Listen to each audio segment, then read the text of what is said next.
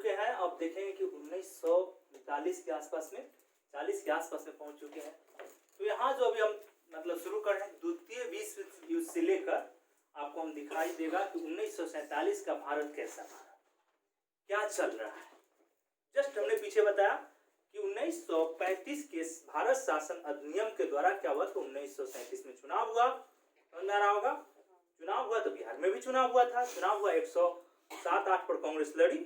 समझ आ रहा होगा, इसमें 98 सीट पर लीडिंग था उसका। यहाँ तक बात बनाया, लेकिन वो मंत्रिमंडल गठित करने में सक्सेस नहीं हुआ। अंतरिम सरकार का गठित हुआ, आपको अंतरिम सरकार का गठन हुआ मोहम्मद यूनिस साहब के नेतृत्व में, इंडिपेंडेंस पार्टी से जुड़े हुए थे।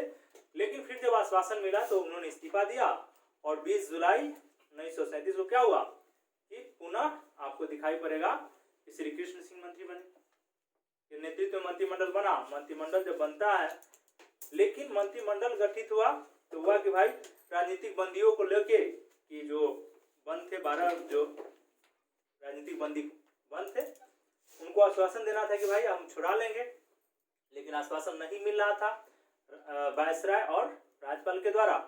तो राजनीतिक बंदियों को मुद्दा पर उन्होंने इस्तीफा देने का कार्य किया, लेकिन पुनः आश्वासन दिया गया तो क्या हुआ कि मंत्रिमंडल मतलब इस्तीफा को वापस ले लिए। यहाँ तक की बात हमने समझाया। जस्ट इसको हम लेके आ रहे हैं, बिहार से ही लिंक कर रहे हैं कि द्वितीय विश्व युद्ध की शुरुआत वर्ल्ड स्तर पे देखेंगे तो सितंबर 1939 में क्या हुआ कि द्वितीय विश्व युद्ध छुड़ा, मतलब स्टार्ट हो गया। जब स्टार्ट हो गया तो क्योंकि दो धारा था उस समय भी, मित्र राष्ट्र और शत्रु राष्ट्र, दो गुट बने हुए थे। तो जब स्टार्ट हो गया यहाँ पे, स्टार्ट होने के बाद ही क्या हुआ, उसने बगैर पूछे बगैर स्वीकृति लिए हुए भारत को भी सम्मिलित कर लिया। तो कांग्रेस उस समय पूरा भारत का मतलब होता था कांग्रेस, उसने निर्णय लिया कि आपने हमसे कोई जवाब या राय विचार लिया नहीं कि हम इसमें शामिल होना चाहते हैं कि नहीं। एक दूसरी चीज है कि जब द्वितीय विश्व युद्ध हो रहा है तो देखेंगे कि जापान भी हमारे दस्तक दे रहा है। आगे जब आपको दिखाई पड़ेगा वह भी हमला करने के लिए तैयार है। तो यहाँ पे 39 के मुद्दे पे ही जब द्वितीय विश्व युद्ध में शामिल कर लिया गया, 39 में क्या हुआ कि कार्यकारिणी जो थी कांग्रेस की कार्यकारिणी, उसने निर्णय लिया कि जितने भी कांग्रेस प्रांत में सरकार बना हुआ है कांग्रेस का, वहां के लोग जो है वहां के मंत्रिमंडल क्या करेंगे, इस्तीफा दे देने का कार्य करेंगे। इसी क्रम में आपको दिखाई पड़ेगा कि 31 अक्टूबर 1939 को क्या हुआ कि मंत्रिमंडल ने त्याग पत्र दिया, और यहाँ बिहार में भी इसी समय त्याग पत्र दे दिया गया। तो आपको दिखाई पड़ेगा कि इस समय के पीएम श्री कृष्ण सिंह ने भी अपना त्याग पत्र दिया। तो पुनः और पूछे दोबारा क्वेश्चन, क्योंकि यहाँ क्वेश्चन बन सकता है कि द्वितीय विश्व युद्ध को लेकर बिहार में जो मंत्रिमंडल का त्याग पत्र क्यों दिया गया, क्या श्री कृष्ण सिंह के नेतृत्व में। तो सीधा कहना है कि सर द्वितीय विश्व युद्ध में बगैर स्वीकृति को ब्रिटिश सरकार ने शामिल कर लिया था, इसलिए कांग्रेस के कार्यकारिणी द्वारा यह निर्णय लिया कि जितने भी मंत्रिमंडल हमारे हैं जहां जहां गठित है वह त्याग पत्र दे देंगे। इसी उपलक्ष्य में क्या हुआ कि जब अन्य प्रांतों में कांग्रेस इस्तीफा दे रही थी या त्याग पत्र दे रही थी, तो बिहार के भी जो श्री कृष्ण सिंह के नेतृत्व में सरकार बना था वो क्या हुआ कि त्याग पत्र देने का कार्य की। यहाँ तक बात समझ में आया। फिर जस्ट हमने लिखा है कि इसी समय 40 में क्या हुआ कि लिथगो का अगस्त घोषणा होता है 1940 में, लेकिन उससे भी सेटिस्फाइड कांग्रेस नहीं हो पाता है। 1940 में पूछेगा कि लिथगो या अगस्त घोषणा कब हुआ, डेट पूछ सकता है तो 1940। खाली आप मन को शांत रखिए कि अच्छा 1939 में ये हुआ, 1940 में ये हो रहा है, 1940 में एक और घटना होगा, व्यक्तिगत सत्याग्रह शुरू हो जाएगा, फिर 41 में नहीं 42 में आपको दिखाई पड़ेगा कि भारत छोड़ो आंदोलन की शुरुआत हो जा रहा है। सिर्फ माइंड को अगर आप शांत रखेंगे तो एग्जाम आसानी से निकल जाएगा, कुछ टेंशन लेने की आवश्यकता नहीं है। तो हमने कहा कि एक तो लिथगो का घोषणा हुआ, उससे भी भारतवासी संतुष्ट नहीं हुए। समझ आ रहा होगा। इसी समय आप 1940 का दौर है देख रहे होंगे कि कांग्रेस का रामगढ़ में सम्मेलन हो रहा है। रामगढ़ में सम्मेलन हो रहा है 19 से 20 मार्च रामगढ़ में सम्मेलन हो रहा है। कांग्रेस का पूछेगा कि रामगढ़ में 1940 में कहाँ सम्मेलन हुआ, तो रामगढ़ में सम्मेलन हुआ। इसके अध्यक्ष कौन या सभापति कौन थे, तो मौलाना अबुल कलाम आजाद। ठीक है, मौलाना अबुल कलाम साहब थे। इन्होंने कहा कि भारत को बिना उसकी इच्छा के अनुसार लड़ाई में धकेल दिया गया। हो सकता है ये स्टेटमेंट पूछ दे स्टेटमेंट भी दे सकता है। तो कहना है कि बगैर इच्छा के भारत के बिना उसकी इच्छा को जाने लड़ाई में धकेल दिया, यह स्टेटमेंट अबुल कलाम आजाद साहब का है। समझ आ रहा होगा, यहाँ तक की बात आप याद रखेंगे। इसी सम्मेलन में इसी क्रम में आपको दिखाई पड़ रहा है अलग रामगढ़ में ही नेताजी सुभाष चंद्र बोस का एक सम्मेलन हो रहा है। रामगढ़ में मतलब कांग्रेस से अलग रामगढ़ में ही आपको दिखाई पड़ेगा कि नेताजी सुभाष चंद्र बोस का एक सम्मेलन चल रहा है, जिसमें उसने निर्णय लिया कि सीधी कार्रवाई करेंगे, क्योंकि यह द्वितीय विश्व छिड़ा हुआ है। आपको देख रहे होंगे कि आगे आपने कहा कि हे राष्ट्रपिता, इजाजत दिया जाए अंतिम युद्ध हो। यह जो भारत के लिए आगे राष्ट्रपिता को संबोधन आप लोग काफी चर्चा कर रहे थे उस दिन। हाँ, तो उन्होंने कहा सिंगापुर से रेडियो से जब कह रहे थे, स्पीच दे रहे थे कि हमको एक आशीर्वाद की जरूरत है, हम प्रत्यक्ष कार्रवाई करना चाहते हैं। समझ में आ रहा होगा। तो यहाँ आपको दिखाई पड़ा कि एक रामगढ़ में सम्मेलन चल रहा है, जो सुभाष चंद्र बोस सीधे कार्यवाही की निर्णय ले रहे हैं। इसमें सहजानंद सरस्वती लिख लीजिएगा, सहजानंद सरस्वती तथा शिलभद्र याची ने महत्वपूर्ण भूमिका निभाई। यह क्वेश्चन शिलभद्र याची से क्वेश्चन बीपीएससी एक बार टच किए हुए है। एक एक चीज को सुनिए गौर से, जब आप पेपर देखेंगे तो आपको बहुत आनंद आएगा। अरे हम सब कुछ जानते हैं, कहीं कोई समस्या नहीं है। ठीक है, यहाँ तक बात समझ में आ गया।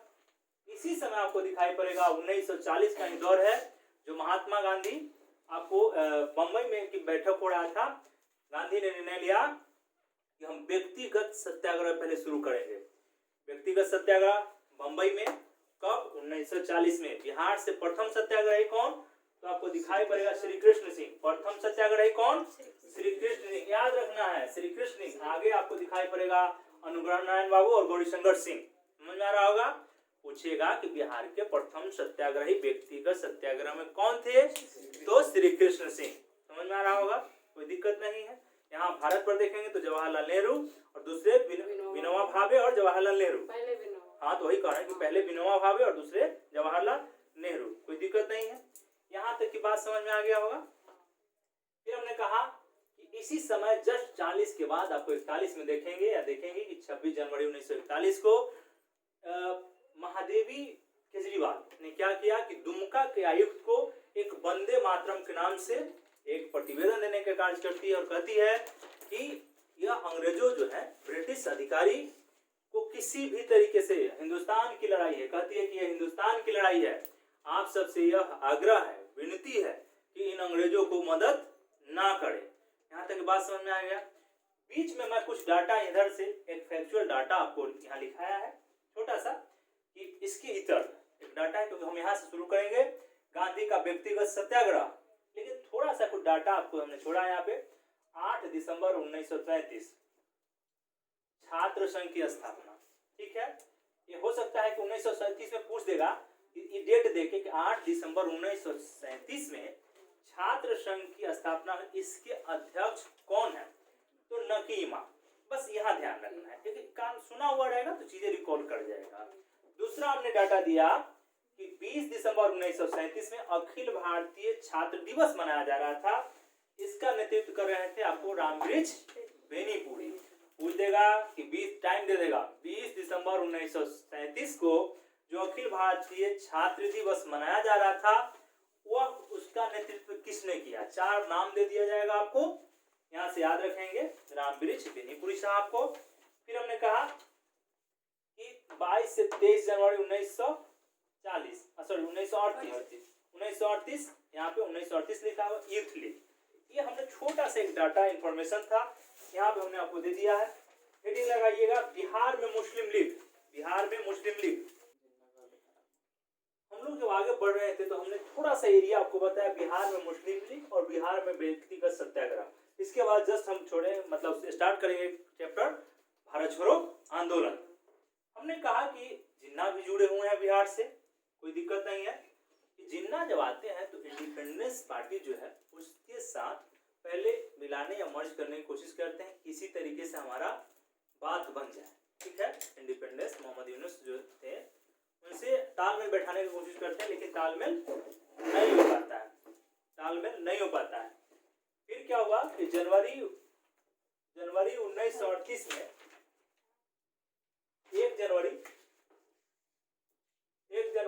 1938 में जिन्ना का बिहार आगमन हुआ। पूछेगा कि जिन्ना कभी बिहार आए कि नहीं, तो हाँ आए हुए हैं, मतलब आपको दिखाई पड़ रहा है। इसी समय आपको दिखाई पड़ेगा 26 दिसंबर 1938 में क्या हुआ कि 26वां मुस्लिम लीग, अखिल भारतीय मुस्लिम लीग का 26वां अधिवेशन जिन्ना साहब के नेतृत्व में पटना में हुआ। ये सब क्वेश्चन अभी तक नहीं पूछा गया है, लेकिन पूछने की पूरी।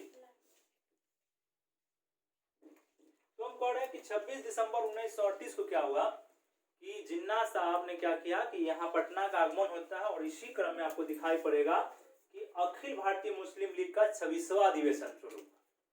26वां अधिवेशन हुआ, ठीक है, और इसकी अध्यक्षता उन्हीं के नेतृत्व में, उद्घाटन भी करने का काम नहीं करते हैं, अध्यक्ष भी यही होते हैं। तो यहाँ से क्वेश्चन पूछा जा सकता है कि 26वां मुस्लिम लीग अधिवेशन कहाँ होगा, पटना में, इसका अध्यक्ष कौन थे।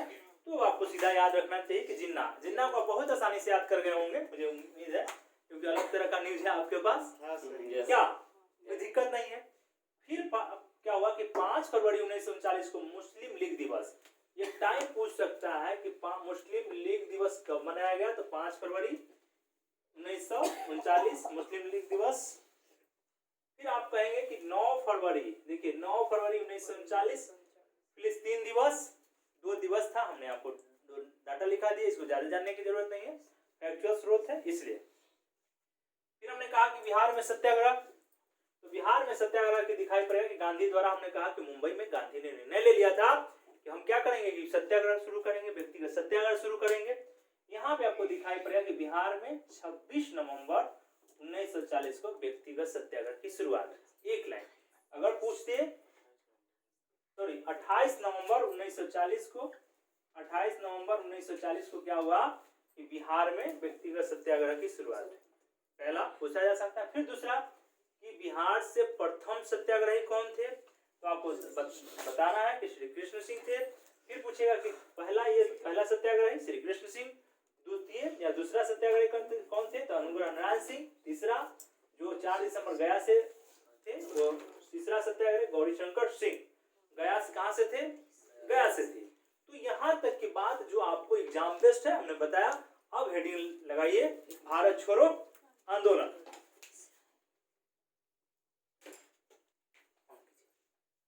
अब जो हम चैप्टर देख रहे हैं भारत छोड़ो आंदोलन, ठीक है, भारत छोड़ो आंदोलन। देखिए भारत का कुछ चीजें यहाँ मिलेगा, बिहार का जो एस्पेक्ट आप खोजते होंगे वो सारा चीज आपको दिखाई पड़ेगा, लेकिन मैं कभी भी थोड़ा थोड़ा बाहर का भी चीज बता रहा हूँ, डिटेल अंदर नहीं ले जाऊंगा, क्योंकि जो फैक्चुअल चीज आप देखते चलेंगे। हमने कहा कि द्वितीय विश्व युद्ध की शुरुआत हो गई सितंबर 1939 में, और जस्ट उसके बाद हमने कहा कि भारत की बगैर स्वीकृति को क्या किया, ब्रिटिश सरकार ने इस द्वितीय विश्व युद्ध में शामिल कर लिया। इससे कांग्रेस क्या की, कांग्रेस पक्ष खुश नहीं थी, और जितने भी प्रांत में सरकार का निर्माण हुआ था या गठन हुआ था, सभी जगह इस्तीफा दे दिया गया। इसके बाद गांधी कह रहे थे कि नहीं, एक मतलब अलग से प्रयोग करके देखा जाए, व्यक्तिगत सत्याग्रह। व्यक्तिगत सत्याग्रह करने का मतलब है कि लोगों में एक शांति तरीके से पुनः जन आंदोलन शुरू करने के लिए तैयार करा दिया जाए। समझ आ रहा होगा। तो पूछेगा कि व्यक्तिगत सत्याग्रह में जस्ट बताया था कि बिहार से प्रथम सत्याग्रही कौन थे, भारत से कौन थे, यही क्वेश्चन फैक्चुअल अभी तक आप देखे हुईगा। फिर हमने 40 की बात बताया, उसी पर हमने जस्ट बताया था आपको कि व्यक्तिगत सत्याग्रह के जस्ट आगे हम लोग क्या करें कि देख रहे हैं कि 42 में भारत छोड़ो आंदोलन की तैयारी हो रही है।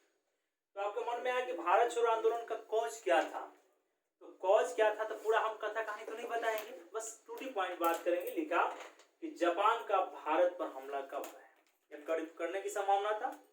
दूसरा द्वितीय विश्व युद्ध का प्रभाव। तीसरा हमने लिखा या बताया कि चाइना और अमेरिका क्या कर रहा था कि ब्रिटेन की सरकार पर दबाव बनाई हुई थी। तीसरा फिर हमने कहा कि ब्रिटिश पीएम, पूछा कि ब्रिटिश पीएम कौन था द्वितीय विश्व युद्ध के समय में, तो चर्चिल की घोषणा 11 मार्च 1942, ठीक है, घोषणा, कोई दिक्कत नहीं है। इसके अलावा आप देखेंगे कि अब अंग्रेजों के साथ ऐसा हो गया था कि परिस्थितियां बदल चुकी थी, वो ज्यादा दिन का मेहमान भारत में नहीं रह गया था। तो आपको दिखाई पड़ेगा कि उसने क्या किया कि कंडीशन को चेक करने के लिए, भारत का हेल्प लेने के लिए क्रिप्स मिशन को भारत भेजा। पूछेगा कि क्रिप्स मिशन कब भारत आया, तो 22 मार्च 1942 को, ठीक है। और ये जब क्रिप्स मिशन आता है तो भारतीय नेताओं को एक प्रस्ताव देता है, युद्ध हम क्या चाह रहे हैं, युद्ध के समय में आपका हेल्प चाहिए और हम क्या चाह रहे हैं। तो उसने एक प्रस्ताव दिया, इस प्रस्ताव को अगस्त प्रस्ताव के नाम से जाना गया, अगस्त प्रस्ताव के नाम से जाना गया, समझ में आ रहा होगा।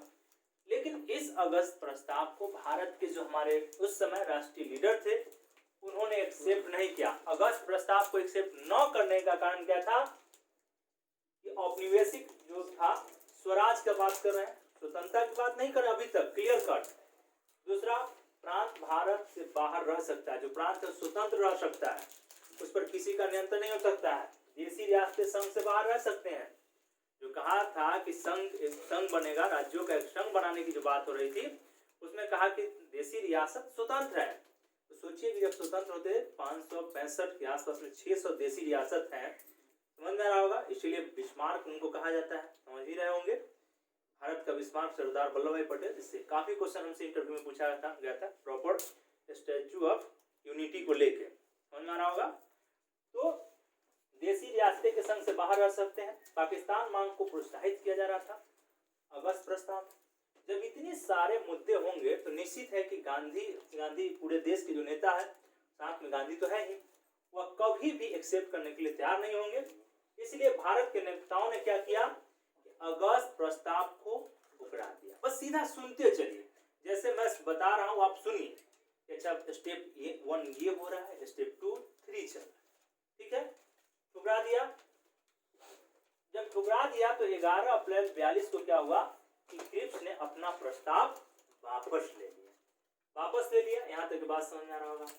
अब कांग्रेस के पास कोई विकल्प दिखाई नहीं पड़ रहा था। तो 14 जुलाई 1942 वर्धा को अंडरलाइन कर लीजिएगा। वर्धा में क्या हुआ कि भारत ने ब्रिटिश सत्ता को अंत करने का प्रस्ताव पास किया। ठीक है कि अब आपको ब्रिटिश सत्ता का अंत करना ही पड़ेगा। और इस प्रस्ताव पर ही विचार करने के लिए कांग्रेस वर्किंग कमेटी ने 8 अगस्त 1942 को बंबई में एक सभा रखी, मीटिंग रखा। इसी में भारत छोड़ो प्रस्ताव पारित हुआ। पूछेगा कि भारत छोड़ो प्रस्ताव कहां पारित हुआ, कब पारित हुआ? 8 अगस्त 1942 बंबई की सभा, ठीक है। और यहीं पे गांधी ने क्या किया, करो या मरो का नारा दिया कि यह आपके लिए अंतिम है। यह जो है यहाँ आपको फिक्र नहीं करना है कि हिंसा, ऐसे तो अहिंसावादी थे, लेकिन करो या मरो का मतलब ही होता है कि आप कुछ भी करिए। और उनको पता था कि देश का राष्ट्रीय नेता गिरफ्तार हो जाएंगे। जस्ट आपको 8 अगस्त के जस्ट बाद दिखाई पड़ेगा कि देश के बड़े बड़े सारे नेता गिरफ्तार कर लिए गए। जितने भी पटेल, नेहरू जो भी थे, सब के सब गिरफ्तार हो चुके थे। तो इसके पहले ही गांधी ने कहा कि, और जो हमारे गार्जियन थे उस समय राष्ट्रीय आंदोलन को, नेहरू से लेकर पटेल, सबने कहा कि देश की जनता क्या करे, अपने हिसाब से इस आंदोलन को लेके आगे बढ़ने का काम करे। तो अब बिहार में हमने कहा कि बिहार सबसे ज्यादा सर्वोच्च स्थान बनाए हुए भारत छोड़ो आंदोलन के समय में देखिए बहुत तीव्र है यहाँ आंदोलन, इसलिए कहा जाता है। तो हमने कहा कि 8 अगस्त 1942 को मुंबई में भारत छोड़ो प्रस्ताव पारित हो गया। और जस्ट पारित होने के बाद देश के जितने भी महान और बड़े लीडर थे उनको गिरफ्तार कर लिया गया। और यही देखेंगे कि इस पर एक डिबेट होता है मेंस में कि क्या भारत छोड़ो आंदोलन स्वतः स्फूर्त आंदोलन था। वो मेंस का पॉइंट, जब मेंस का क्वेश्चन जीएस लिखेंगे तो आपको पता चलेगा, आईएएस वाले लोग को लिए, ऑप्शन वाले लोग को भी, कि स्वतः स्फूर्त हिंसात्मक था। अब इसको जो काउंट आउट करना होगा हिस्टोरियन बताएंगे या फिर जो टीचर होंगे वो आपको बताएंगे। यहाँ तक कि हमने बात समझा। इसी समय 9 अगस्त देखिए, जस्ट अगले ही रात में क्या हुआ कि जान गया कि अब बड़े स्तर पे आंदोलन हो जाएगा। तो 9 अगस्त को राजेंद्र प्रसाद को गिरफ्तार कर लिया और बांकीपुर जेल में रखा गया। पूछेगा कि कहाँ रखा गया था, तो बांकीपुर जेल में रखा गया था। इसी के जस्ट आज आपको देखेंगे कि बलदेव सहाय ने महाधिवक्ता पद से त्याग पत्र दे दिया। तो पूछेगा कि महाधिवक्ता पद से त्याग किसने दिया, तो बलदेव सहाय ने। एकदम सुनिए कि राजेंद्र बाबू को जेल में कहाँ रखा, तो बांकीपुर जेल में। किसने महाधिवक्ता पद से त्याग दिया, तो बलदेव सहाय ने। जो क्वेश्चन बनने वाला एरिया होता है पीसीएस के लिए, अगस्त प्रस्ताव कहाँ पारित हुआ, करो या मरो का नारा किसने दिया, यही सब क्वेश्चन आपको दिखाई पड़ेगा। बहुत ज्यादा कंसेप्ट नहीं पूछेगा। अगर इतना जो पढ़ा रहे हैं यहाँ से कंसेप्ट भी उठाएगा तो आप आसानी से कर लेंगे या कर लेंगे, कोई दिक्कत यहाँ नहीं होता है। फिर हमने कहा कि जब इसी समय आगे जब बढ़ रहा है तो गांधी मैदान में क्या हुआ कि शिवानंद मंडल की अध्यक्षता में एक आम सभा हुआ। आम सभा हुआ इसी समय आप देखेंगे कि आपको आगे जब बढ़ेगा तो बिहार में सचिवालय गोलीकांड, जी आर्चर वहां का कमिश्नर या कलेक्टर है, उसने आदेश पर सचिवालय 7 शहीद जो हुए उसमें नाम उनको थोड़ा सा रखना है। यहीं पे आपको दिखाई पड़ेगा आजाद दस्ता का गठन, ये सब स्टेप बाय स्टेप हम बताते हैं डेट बाय डेट। फिर हमने कहा कि गांधी मैदान में क्या हुआ कि भगवती देवी की अध्यक्षता में एक सभा हुई और इसमें आपको दिखाई पड़ेगा कि सुंदरी देवी और राम प्यारी देवी ने क्या की कि कही कि आप सब क्या कीजिए, वकालत छोड़ दीजिए। गांधी हमेशा कहते थे कि आपका अंतिम आंदोलन है, ये अंतिम संघर्ष है। गांधी चाहते थे कि हिंसा न हो, लेकिन हिंसा के लिए कौन जिम्मेवार है? ब्रिटिश सरकार। यहाँ अगर हिंसा हो रहा है तो उसकी सारा रिस्पॉन्स जाता है ब्रिटिश सरकार। समझ में आ रहा हो? भारतीय नेताओं कभी नहीं चाह रहे हैं कि हिंसा हो, क्योंकि आपको आगे देखेंगे कि हिंसा को रोकने के लिए राम मनोहर लोहिया ने और जेपी जो कार्यक्रम तय करते हैं कि हिंसा, युवाओं में हिंसा की स्थिति न पैदा हो तो उसको दूसरे तरीके, क्योंकि आप रेलवे ट्रैक को खत्म कर दीजिए, रेल लाइन मतलब जो फोन है उसको मतलब समाप्त कीजिए। इसका मतलब कि मानव के प्रति हिंसा का कोई बात यहाँ दिखाई नहीं पड़ेगा। उनके शक्ति को अलग डायमेंशन में मोड़ के ले जाने का काम कर। यहाँ तक बात समझ में आ रहा होगा। फिर हमने कहा कि एक और स्टेटमेंट लिखा 31 जुलाई 42 में ही, पीछे की थोड़ा सा बात है, वो पहले लिखना चाहिए था लेकिन हम आपको बता दे रहे हैं। 31 जुलाई 42 में क्या हुआ कि राजेंद्र प्रसाद जी के नेतृत्व में पटना में ही एक विशेष बैठक बुलाया गया। क्योंकि बैठक जब बुलाया गया था तो वो इसलिए बुलाया गया था कि लोगों को तैयार किया जाए, और बैठक में ही उन्होंने कहा कि आप क्या कीजिए कि संघर्ष के लिए तैयार रहिए। और उसने कहा, उन्होंने द्वारा कहा गया विलंब करने से फायदा नहीं। स्टेटमेंट देते हैं कि विलंब करने से फायदा नहीं, हमने न टैंक का निर्माण किया है न अस्त्र का, हमें दृढ़ इच्छा शक्ति के साथ लड़ाई लड़नी चाहिए। मैं क्यों लिखा? हो सकता है वह स्टेटमेंट दे दे आपको, स्टेटमेंट दे देगा तो आपको पता रहना चाहिए कि यह स्टेटमेंट किसका है, मानिए डॉक्टर राजेंद्र प्रसाद जी का, इसलिए हमने आपको लिखा। यहाँ तक की बात आप समझ गए होंगे सुशांत जी। तो हम भारत छोड़ो आंदोलन को देख रहे हैं तो बिहार की दृष्टि से, दृष्टिकोण से आप देखेंगे कि क्या क्या महत्वपूर्ण घटनाएं घट रही है जिस आंदोलन को मजबूत और ब्रिटिश सरकार को कमजोर बनाने का कार्य करती है। तो हमने लाइन लिखा कि कदम कुआं के महिला चरखा क्लब ने क्या किया कि महिलाओं का एक जुलूस निकाला। तो पूछेगा कि कदम कुआं महिला क्लब के द्वारा, चरखा क्लब के द्वारा जो जुलूस निकाला गया था उसका नेतृत्व किसके द्वारा किया जा रहा था? तो राजेंद्र प्रसाद की सिस्टर थी श्रीमती भगवती देवी। समझ में आ रहा होगा? याद रखिएगा कि श्रीमती भगवती देवी राजेंद्र प्रसाद की बहन है, जो कदम कुआं में जो आपका चरखा क्लब था उसका हेड थी और वह नेतृत्व प्रदान करने का कार्य कर रही थी। एक पॉइंट बस याद रखना है। पूछेगा कि भगवती देवी कौन थी? तो राजेंद्र प्रसाद की बहन थी। बस इतना आपको ध्यान रखने की आवश्यकता है। जब आंदोलन अपने रफ्तार में था तो आपको दिखाई पड़ेगा सचिवालय गोलीकांड। यहाँ बिहार में सचिवालय गोलीकांड काफी फेमस रहा। यह घटना हुआ 11 अगस्त 1942 के दिन था। इसमें क्या आपको दिखाई पड़ेगा कि वहाँ का डीएम है जी आर्चर, ठीक है, जिसने आदेश दिया, क्योंकि सचिवालय पे झंडा फहराने के लिए बिहार के नौजवान आगे बढ़ रहे थे, तो पटना के डीएम ने बगैर कुछ सोचे समझे गोली चलाने का आदेश दिया, जिसमें 7 लोग शहीद हो गए। ठीक है, 7 लोग शहीद हो गए। इस घटना को सचिवालय गोलीकांड के नाम से जाना जाता है। इस 7 में उमाकांत सिंह, जिनका मृत्यु पीएमसीएच ले जाया जा रहा था, उसी क्रम में हो गया। राम मोहन राय, सतीश प्रसाद झा, राम गोविंद सिंह, जगपति कुमार और देवीपत चौधरी, लेकिन इनका मूल नाम था देवी प्रसाद चौधरी, जो भी लिखा हुआ है।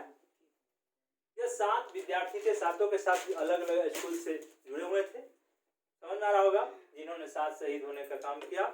और यहाँ पे दिखाई पड़ेगा कि इन 7 शहीदों के याद में स्मारक बनाया गया है, जिसका अनावरण आपको 1956 में राजेंद्र प्रसाद के द्वारा किया गया। और उस अनावरण का जो हुआ 7 शहीदों के लिए स्टैचू, उसका उद्घाटन प्रथम राज्यपाल के द्वारा किया गया था। यहाँ तक की बात हमने आपको समझाया। जब 42 का आंदोलन आगे बढ़ रहा है तो सर्च लाइट के जो संपादक थे मुरली मनोहर प्रसाद को गिरफ्तार कर लिया। गिरफ्तार करने का रीजन क्या था कि इनका कहना था कि आप जो बोलने का जो स्वतंत्रता है, स्पीच का जो स्वतंत्रता दिया गया, आप उस पर प्रतिबंध न लगाएं।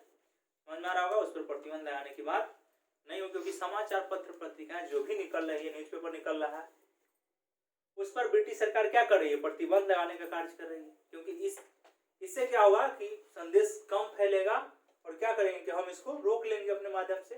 ये ऐसा मतलब आंदोलन है कि दिखाई पड़ेगा कि पूरे जबरदस्त तरीके से फैला हुआ है। यहाँ पे देश में समानांतर सरकार बन रही है, साथ में आपको दिखाई पड़ेगा कि बिहार में भी समानांतर सरकार, आपको पश्चिमी चंपारण वाला जो बेल्ट है वहाँ पे अलग अलग समानांतर सरकार, सारण में भी आपको समानांतर सरकार मिल जाएगा, लेकिन वहां से क्वेश्चन बहुत आपको पूछने का चांस नहीं है।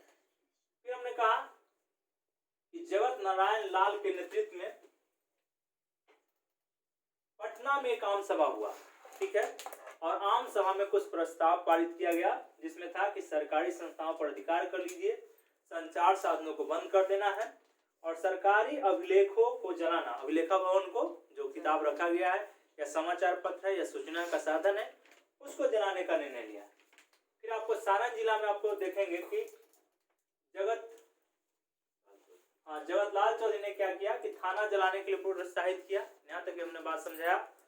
फिर आप देख रहे हैं कि सिवान थाने पर झंडा फहराने के क्रम में ही फूलेना प्रसाद श्रीवास्तव शहीद हो गए। तो पूछेगा कि सिवान थाना पर कौन झंडा फहरा रहे थे? फूलेना प्रसाद, जो शहीद होने का कार्य करते हैं। यहाँ तक बात हमने आपको समझाया। चंपारण जिला में समानांतर सरकार की गठन हुआ, समझ में आ रहा, पूरा कट चुका था, वो एरिया कट चुका था, कोई कंट्रोल में नहीं था ब्रिटिश सरकार, समझ में आ रहा होगा। यहाँ तक के बाद फिर हमने कहा कि दरभंगा में कुलानंद वैदिक तथा कर्पूरी ठाकुर के नेतृत्व में सिंहवाड़ा में संचार साधनों को ठप करने का कार्य किया गया। पूछेगा कि सिंहवाड़ा क्षेत्र में या दरभंगा क्षेत्र में किसके द्वारा संचार साधन को ठप किया, क्योंकि कर्पूरी ठाकुर महान नेता है, समझ आ रहा होगा, तो इसलिए आपको यहाँ फोकस रखने की आवश्यकता है, समझ रहे हैं ना। आगे चलते हैं, आगे देखते हैं भारत छोड़ो आंदोलन को। जो हम आगे पढ़ा रहे हैं तो आपको हमने दिखाया कि बिहार के अलग अलग क्षेत्रों में अलग अलग लोग क्या कर रहे हैं, इसको नेतृत्व कर रहे हैं। तो नेतृत्व में देखेंगे कि गया के कुर्था थाना क्षेत्र में शहीद होने वाले व्यक्ति हैं श्याम बिहारी लाल। पूछ सकता है, कभी उसको चेक करना हो तो आपसे पूछ सकता है कि गया के कुर्था थाना क्षेत्र में कौन सा व्यक्ति शहीद हुआ, बस एक छोटा सा। दूसरा, कटिहार में युवकों ने क्या किया कि ब्रिटिश लोगों से सामना करने के लिए ध्रुव दल का निर्माण किया और इस ध्रुव दल का commander in chief Jayaprakash Narayan थे। पूछेगा कि ध्रुव दल किस क्षेत्र में था, तो कटिहार के क्षेत्र में था। कमांडर इन चीफ कौन थे, तो जेपी थे और सचिव किशोर नीरज। लेकिन पूछेगा आपसे किशोर नीरज पे फोकस नहीं होगा, फोकस होगा आपको जेपी पे। वो बहुत बड़ी पर्सनालिटी है। यहाँ तक हमने आपको बात समझाने का काम किया। फिर 30 अगस्त 1942 में आपको दिखाई पड़ेगा कि एक शहीद संघ बना, जिसका बनाने का काम जगत नारायण लाल के द्वारा किया गया है, शहीद संघ।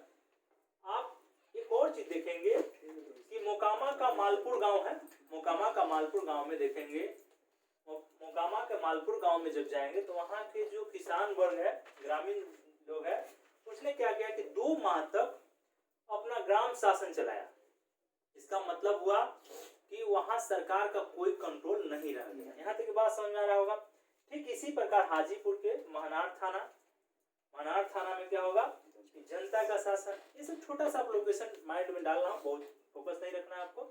चंपारण जिला में देखिएगा कि गोविंदगंज थाना में ऋषि दल बना। पूछेगा कि ऋषि दल किधर कार्य कर रहा था, तो चंपारण। यहाँ भी आपको चंपारण जिला में 1 माह तक जनता का शासन था, तो चंपारण में भी जनता का शासन था।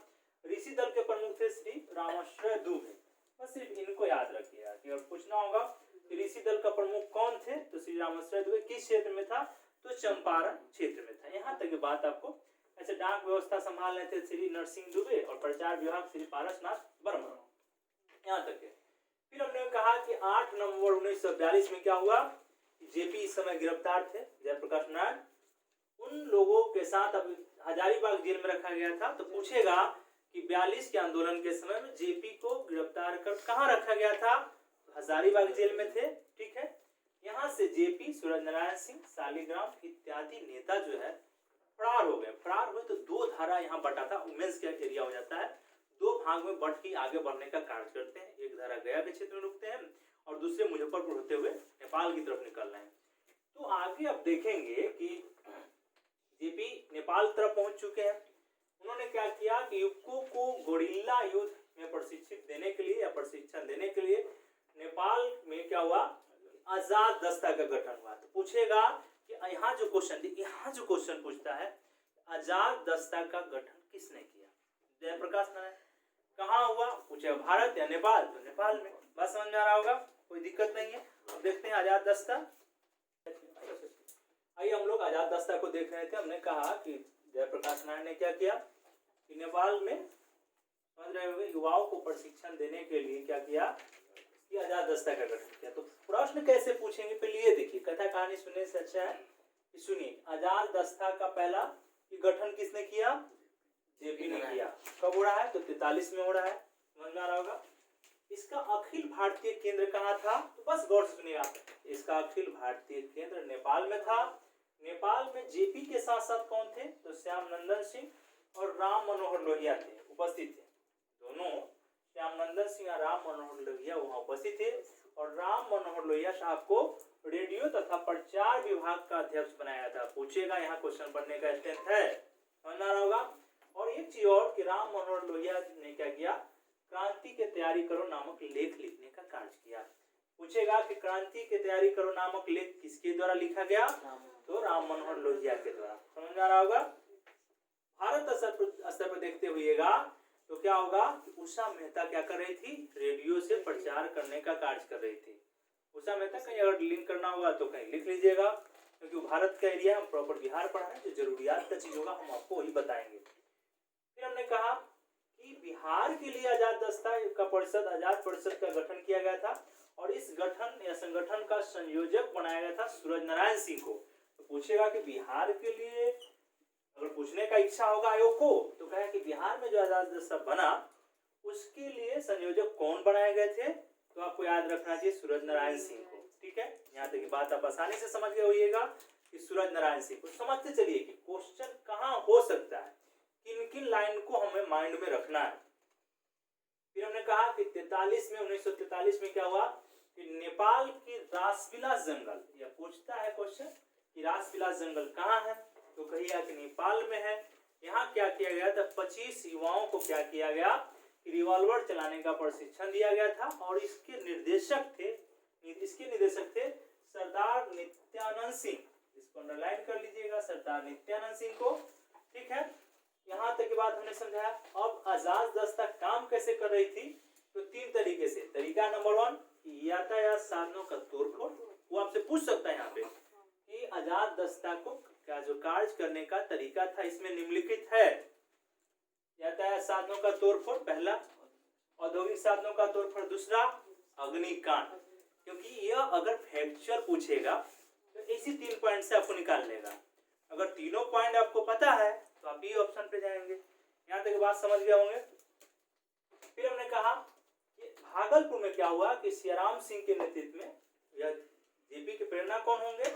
जेपी के नेतृत्व में क्या प्रेरणा उन्हें वही कर रहे थे। आजाद दस्ता का संगठन बनाएगा, वहां पे भी एक ग्रुप बना। इसके अलावा परशुराम दल, तो पूछेगा कि परशुराम दल का निर्माण किसने किया? तो सियाराम सिंह। या महेंद्र दल का गठन किसने किया? तो सियाराम सिंह। क्योंकि यही सब चीज आपको थोड़ा चीज आपको याद रखने की आवश्यकता है। यह आपको यहाँ तक की कहानी हमने समाप्त हो गया। यह बात आ गई है।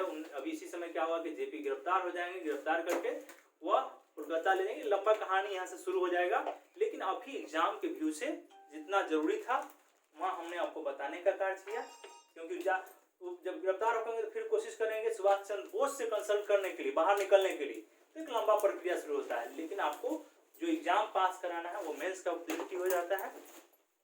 तो इतना बात याद रखेंगे। अब हेडिंग लगाइएगा, स्वतंत्रता का सूर्योदय। स्वतंत्रता का।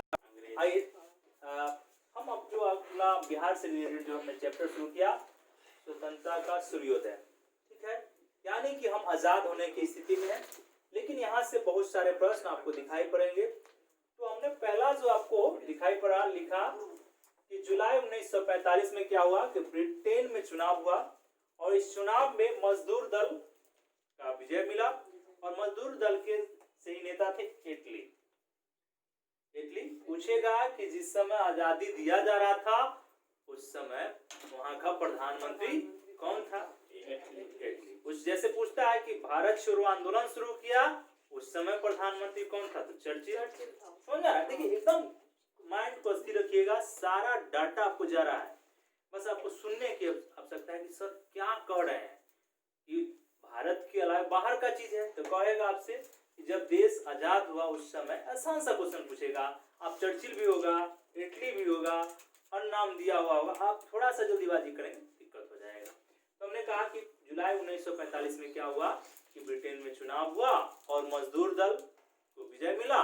मजदूर दल ने क्या किया कि इटली को प्रधानमंत्री बनाया। इटली जब प्रधानमंत्री बनते हैं तो उन्होंने घोषणा किया कि बहुत जल्द हम भारत को क्या करेंगे, आजादी देने का, स्वायत्त देने का कार्य करेंगे। यहाँ तक की बात आपको समझ में आना चाहिए। तो उसने क्या किया कि बेबल को इंग्लैंड बुला लिया। समझ में आया? बेबल के जगह पे माउंट कौन हो जाएगा? लॉर्ड माउंटबेटन को यहाँ का वायसराय या गवर्नर जनरल बना के भेजा जाएगा। ठीक है, क्योंकि आजादी उसी के हाथ से लिखा हुआ था। यहाँ तक की बात हमने समझाया। फिर हमने कहा इसी समय 45 में चुनाव हो रहे हैं, केंद्रीय केंद्र के लिए और विधानसभा के लिए। हमने कहा 16 सितंबर 1945 में केंद्रीय तथा प्रांतीय विधानसभा के लिए चुनाव हुआ। ठीक है, जिसमें देखें कि 11 प्रांतों में क्या हुआ कि 8 प्रांतों में कांग्रेस ने प्रबल बहुमत प्राप्त कर ली, पूर्ण बहुमत प्राप्त कर ली। 37 के आधार पर जब चुनाव हुआ था तो हमने कहा कि 5 प्रांतों में पूर्ण बहुमत मिला था। 37 वाला चुनाव में यहाँ हमने कहा कि 8 प्रांतों में पूर्ण बहुमत मिला, केवल बंगाल और पंजाब और सिंध को छोड़कर। बात समझते चलिए। आप देखिए उत्तर पश्चिम वाला हिस्सा को देखते रहिए। एक बंगाल को देखिए, बात करते हैं 3 छोड़ के 8 में। दिसंबर फिर क्या हुआ कि दिसंबर में ही केंद्रीय विधानसभा के लिए चुनाव हुआ, जिसमें बिहार में देखें कि 10 स्थानों में से कांग्रेस ने क्या किया कि 8 स्थान प्राप्त करने में सफल रहा। यहाँ तक बात समझ में आ रहा होगा। फिर जब आप आगे देखेंगे मार्च, आपको यहाँ दिखाई पड़ेगा कि मार्च 1946 में बिहार में प्रांतीय विधानसभा का चुनाव हुआ 152 सीटों पर। 152 सीटों पर जब चुनाव होता है तो यहाँ कांग्रेस जो है 98 सीट जीतने में सक्षम रहा। मुस्लिम लीग 34 सीट, मोमिन 5, आदिवासी 3 और निर्दलीय 12 सीट। यह हमने आपको डाटा दिया। इसके इतर जो कुछ डाटा है, हमने कुछ डाटा क्योंकि पहले लिखाना चाहिए, लेकिन अभी आपको बता दिया कि एग्जाम से जरूरी चीजें। यहाँ तक की बात याद रखेंगे। हमने कहा कि जेपी से रिलेटेड कुछ डाटा था। ठीक है, कि 43 में आजाद दस्ता की पहली सभा पूर्णिया के समौली गांव में हुआ था। एक एक्स्ट्रा डाटा यहाँ दिया। दूसरा जो डाटा छूट रहा था जेपी से रिलेटेड, कि जेपी नेपाल में जब गिरफ्तार हुए ये, और नेपाल में जेपी के साथ साथ उनके जो लोहिया के और भी लोग उनसे जुड़े हुए थे, उनको हनुमान नगर जेल में रखा गया था। कहाँ रखा गया था? हनुमान नगर जेल में। क्योंकि यहाँ से क्वेश्चन पूछा जाए कि जेपी को जब गिरफ्तार किया गया तो किस जेल में रखा गया था, तो हनुमान नगर जेल में। फिर आपसे क्वेश्चन पूछेगा कि हनुमान नगर जेल से जेपी को छुड़ाने का कार्य किसने किया, तो आपको नाम देना है कि सूरज नारायण सिंह के द्वारा जेपी को छुड़ाने का कार्य किया। जेपी कोलकाता गए, कोलकाता में नेताजी सुभाष चंद्र बोस से कंसल्ट करने की कोशिश की, लेकिन संपर्क नहीं हो पाया। फिर वो उन्हीं के माध्यम से सोच रहे थे कि हम आगे निकल जाए जेपी वहां से, कि किसी तरीके से हमको नेताजी सुभाष चंद्र तक पहुंचना है। कोलकाता में ही उनका यहाँ सुभाष चंद्र बोस बाहर है, इस सब समझा रहा होगा। फिर हमने देखा कि वो गिरफ्तार हो जाते हैं। कहाँ गिरफ्तार हो रहे हैं? 18 सितंबर 1943 को अमृतसर में जयप्रकाश नारायण को गिरफ्तार कर लिया गया। कहाँ गिरफ्तार हुए? अमृतसर में गिरफ्तार हुए। गिरफ्तार होने के बाद लाहौर जेल में रखा गया। जब लाहौर जेल में रखा गया तो मुकदमा चलाने की बात आई। तो मुकदमा चलाने को उनका वकील थे पार्डीवाला। इन्होंने कहा कि बंदी प्रत्यक्षीकरण के तहत आप इन पर मुकदमा चलाइए, आप तुरंत जज के सामने उपस्थित कराइए। जब यह रूल बता रहे थे तो वकील साहब को, पार्डीवाला साहब को ब्रिटिश सरकार ने गिरफ्तार करा दिया। यहाँ तक बात समझ में आया। इन पर उस समय मुकदमा नहीं चला, लेकिन जेपी के लिए बहुत बड़ा एक मांग होने लगा, जेपी को रिहा करना चाहिए। तो यहाँ से लाहौर जेल से उनको आगरा शिफ्ट करा दिया गया। आगरा जेल में क्या हुआ कि एक ब्रिटिश थे, अंग्रेज थे, सोरेन सेन, आ रहा होगा। यही आपको आगरा जेल से ही 11 अप्रैल 1946 का वह दिन था जो महान नेता, समझ में आ रहा होगा, जयप्रकाश नारायण और लोहिया को रिहा कर दिया गया, मतलब गिरफ्तारी से आजादी दिला दिया गया। यहाँ तक के बात आप लोग आसानी से समझ गए होइएगा, कोई दिक्कत नहीं है। देखिए जब हम स्वतंत्रता का सूर्योदय का बात कर रहे हैं तो कुछ और डाटा आपको याद होना चाहिए, तब हम जाके धीरे धीरे 1947 तक पहुंचेंगे। यहाँ एक डाटा लिखा कि 10 फरवरी 1943 में पूना जेल में क्या हुआ कि गांधी ने 21 दिनों का आमरण अनशन किया। कारण क्या था अनशन के पीछे कि गांधी जी पर 1942 में जो हिंसा हो रहा था उसका दोषारोपण लगाया जा रहा था। गांधी कहते थे कि इस हिंसा के लिए मैं दोषी नहीं हूँ, समझ आ रहा होगा। और गांधी पर क्या हुआ कि एक तो 42 के आंदोलन को दबाने के लिए ब्रिटिश सरकार कई प्रकार का हथकंडा अपनाए हुए था। दूसरी तरफ गांधी पर भी प्रेशर बनाए हुए था कि आप इसको बोलिए कि आपकी गलती के कारण हिंसा हो रहा है। गांधी कहते थे कि मेरा कोई गलती नहीं, जो आपने किया है आपका दिया हुआ चीज है, इस कारण से जनता हिंसे पर उतारू हो गए, समझ आ रहा होगा। अब जब गांधी पर दबाव बढ़ा तो क्या हुआ कि आपको दिखाई पड़ेगा गवर्नर जनरल परिषद से 3 लोग थे जो कार्यकारिणी से सदस्य त्याग दिए। HP मोदी साहब था, नीलरी रंजन सरकार थे और माधव हरि अन्य थे। यह तीनों व्यक्ति ने क्या किया कि गवर्नर जनरल के कार्यकारिणी परिषद से त्याग पत्र देने का कार्य किया, ठीक है। लेकिन 43 में क्या हुआ, 1943 में ही गांधी की वाइफ कस्तूरबा गांधी और उनके सचिव महादेव देसाई का क्या हुआ कि मृत्यु हो गया। यह गांधी पर असर डाला और उनकी सेहत गिरती चली गई। सरकार को भी लगा कि नहीं, गांधी को रिहा कर देना चाहिए और 1944 में गांधी को रिहा कर दिया गया। 1944 में क्या हुआ कि गांधी जी को रिहा कर दिया गया। पहले सुन लीजिए, लिखने का काम बाद में कर लीजिएगा, कहानी है क्योंकि सुना हुआ चीज है, 2 मिनट बाद आप लिख लीजिएगा। रिहा कर दिया गया। फिर क्या हुआ कि 4 जून 1945 में आपने क्या हुआ कि वेबल प्लान का नाम सुने होइएगा, ठीक है। वेबल ने क्या किया कि एक योजना प्रस्तुत किया, भारतीय राजनीतिक समस्या के समाधान के लिए एक योजना प्रस्तुत करता है और इसके लिए एक बैठक जो है 4 जून के जस्ट बाद प्रस्तुत किया जो वेबल योजना के नाम से जाना गया। और इस योजना को कार्यरूप देने के लिए शिमला में उसने 25 जून 45 को एक बैठक बुलाई, ठीक है, बैठक बुलाई जिसे भारतीय नेताओं ने एक्सेप्ट करने के लिए तैयार नहीं हुए। यहाँ तक बात समझ में आ गया होगा।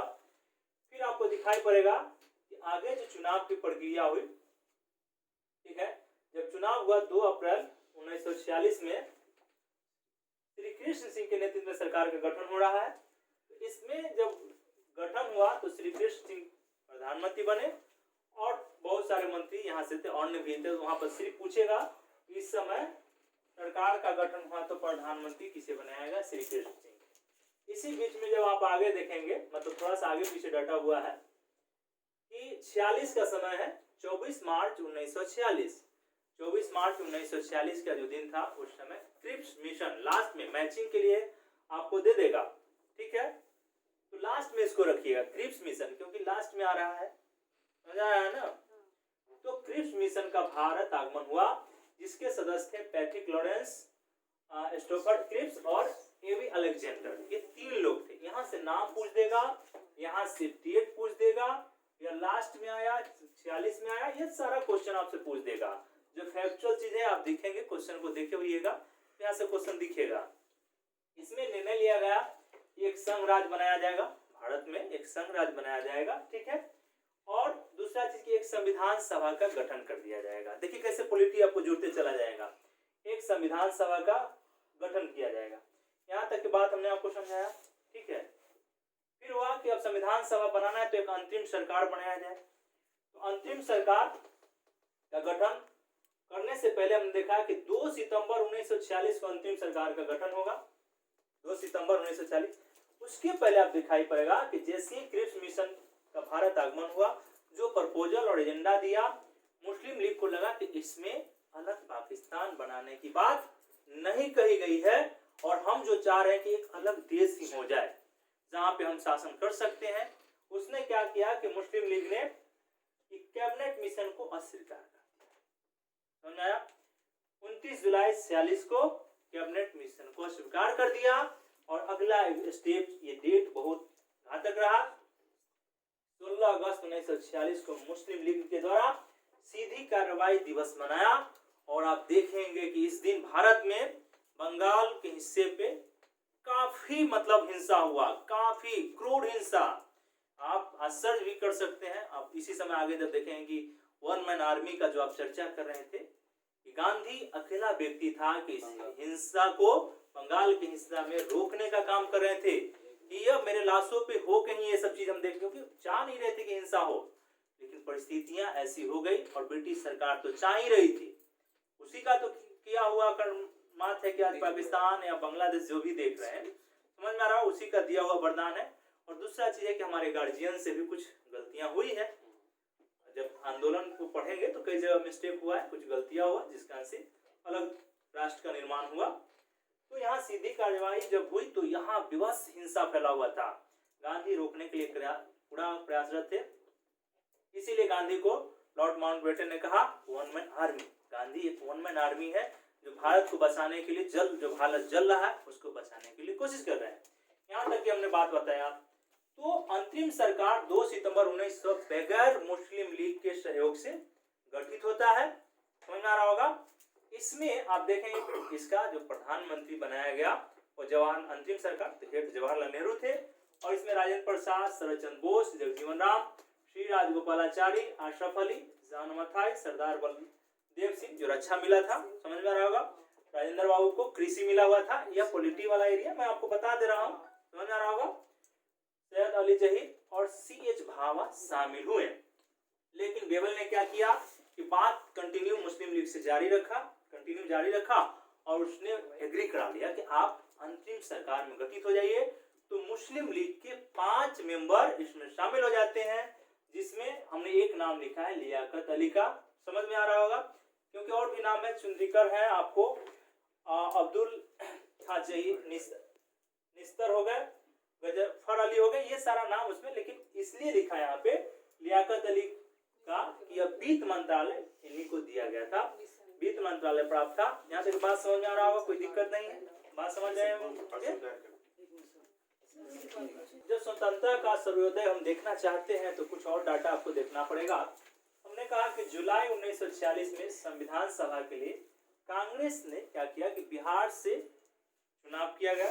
तो बिहार से देखिए चुनाव होने में 4 महिलाएं के साथ साथ डॉक्टर राजेंद्र प्रसाद, श्रीमती सरोजिनी नायडू, श्री कृष्ण सिन्हा, अनुग्रह नारायण सिंह, अब्दुल कयूम अंसारी, इतने लोग का चुनाव बिहार से मतलब संविधान सभा के लिए किया गया था। एक बात। दूसरा, 9 दिसंबर को क्या हुआ कि संविधान सभा की अध्यक्षता अधिवेशन बुलाया गया। तो 9 दिसंबर 1946 को संविधान सभा के लिए जो अधिवेशन बुलाया उसका नेतृत्व कर रहे थे सच्चिदानंद सिन्हा। और यही आपको दिखाई पड़ेगा कि संविधान सभा के अस्थायी अध्यक्ष बनाए गए। पूछेगा, इस सब स्टेप बाय स्टेप क्वेश्चन है यहाँ पे। इस संविधान सभा के अस्थायी अध्यक्ष चुने गए थे सच्चिदानंद सिन्हा। फिर 11 दिसंबर 1946 को अस्थायी अध्यक्ष आपको राजेंद्र प्रसाद को बना दिया गया। इसी समय जब आगे देश बढ़ रहा है, 20 फरवरी 1947 को ब्रिटिश प्रधानमंत्री हेटली ने घोषणा किया कि हम 1948 तक भारत को छोड़ देंगे। यह भी क्वेश्चन पूछता है कि कब घोषणा किया, तो 20 फरवरी 1947 को। कब तक टाइम था, तो 48 तक छोड़ने के बाद कहा। आप देखेंगे इसी क्रम में 24 मार्च 1947 को जो बेबल था उसके स्थान पर आपको लॉर्ड माउंटबेटन को भारत का वायसराय बना दिया गया। और इसी ने जब वायसराय बने तो यहाँ से ब्रिटेन जाते हैं और कहते हैं कि अब देश को जो ऐसी स्थिति है कि आजादी दे देना चाहिए। 4 जुलाई 1947 को ब्रिटिश संसद ने क्या किया, इंडिया इंडिपेंडेंस बिल पेश किया। 4 जुलाई कब किया, 4 जुलाई 1947, डेट को याद रखिएगा। और यह बिल 18 जुलाई मतलब जस्ट 14 दिन बाद 18 जुलाई 1947 को बिल पारित हो गया। और ऐसा समय आया 15 अगस्त 1947, आप सब हम सब सभी भारतवासी आजाद हो गए। आजाद होने के बाद आपको बिहार में दिखाई पड़ेगा कि आपको मंत्रिमंडल जो बनता है उसमें श्री कृष्ण सिंह को सीएम बना दिया गया और जयराम दौलत राम पहले राज्यपाल बने। और फिर आप देखेंगे कि 26 जनवरी 1950 को भारतीय संविधान को संपूर्ण देश में लागू कर दिया गया और आज हम लोग आजाद हो चुके हैं। आजाद होकर अपने देश को आगे बढ़ाने का काम कर रहे हैं। और इसी के साथ आप लोग क्या कीजिए कि 27 तारीख का जो दिन आपके लिए निर्धारित किया गया है, मिशन मोड में ले चल के अपने हेल्थ को ध्यान में रखते हुए क्या कीजिए कि आप उसको पार हो कीजिए, फिर दूसरा स्टेप पे तैयार करेंगे। क्योंकि अच्छा अपॉर्चुनिटी 900 के आसपास में आपके सीट हो गए हैं। अब अच्छा अपॉर्चुनिटी बिहार सरकार ने दिया है कि आप लोग जाएंगे, युवा जाएगा वहां पे तो उसका विकास होगा। इसी बात के साथ मैं धन्यवाद देता हूं कि आप लोग इतिहास को आसानी से पढ़ लिए। चलो भैया।